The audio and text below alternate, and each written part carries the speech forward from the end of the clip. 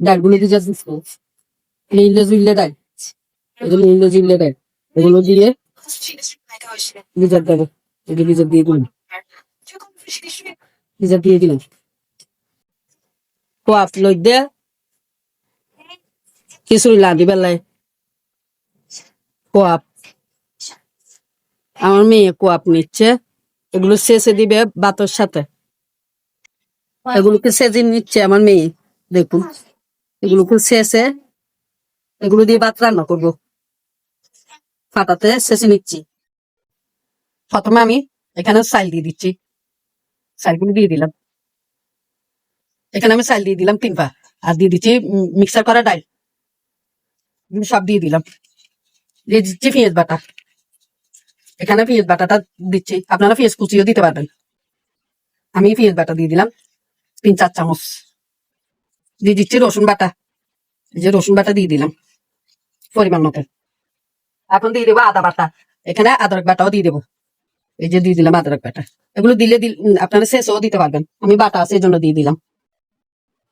দিয়ে দিচ্ছি হলুদ, মরিচ মশলা, এগুলো হচ্ছে আধা চামচ করে, আর এখানে দিয়ে দিচ্ছি গোড়া এই যে ডালচিনি, এগুলো দিচ্ছি, আর 2টা লং দিয়ে দিলাম, এগুলো সব দিয়ে দিলাম।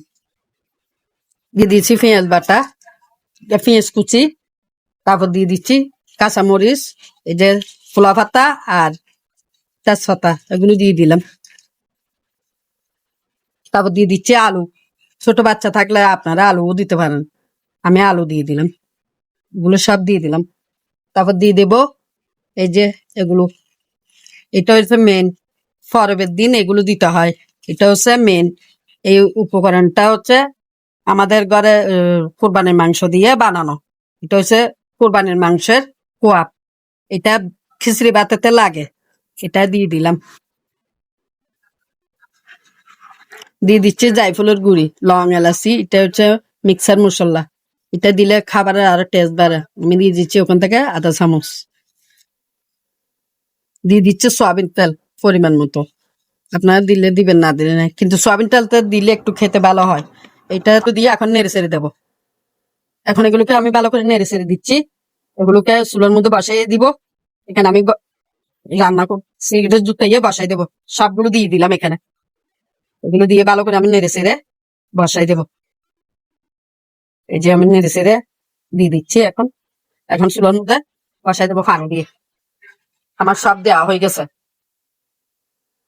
এখানে পানি দিয়ে বসাই দেবো, আমার রেডি হয়ে গেছে, এগুলোকে আমি বসাই দেবো এখন। এই যে এখন বসাই দেবো চুলোর মধ্যে, আমি এটা চুলোতে বসাই দিলাম, এই যে বসাই দিলাম, চুলোর জালটা বাড়াই দিলাম, ভাতগুলোকে আমি নেড়ে ছেড়ে দেবো এখন। এটা আমার ভাত হয়ে আসছে, দেখুন ভাতগুলোকে আমি নেড়ে ছেড়ে দিচ্ছি, ভাত হয়ে আসতেছে, আর তো হবে। এই যে এখন এখানে লবণ দিয়ে দেবো আমি, লবণ আগে দিইনি কেন, ওই যে ডালটা ফুটবে না এই জন্য লবণটা দিইনি, এখন লবণ দিয়ে দিব ভাতের মধ্যে, ডালটা ফোটার জন্য আমি দেরি করে লবণটা দিলাম। এখানে মিক্সার ডাল আছে এই জন্য লবণটা আমি পরে দিচ্ছি। যে এখন এই ভাতটা হয়ে আসতেছে, এই যে এখন এটাকে গুঁড়ে দেবো,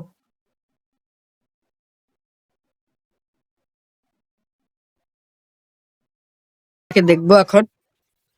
যে আমার ভাত হয়ে গেছে, দেখুন ভাতগুলো হয়ে গেছে, এখন আমি ভাতে চুলের জালটা নিভে দেবো, আমার ভাত হয়ে গেছে, চুলের জালটা নিভে দিলাম, এই যে ভাত ফুটে গেছে,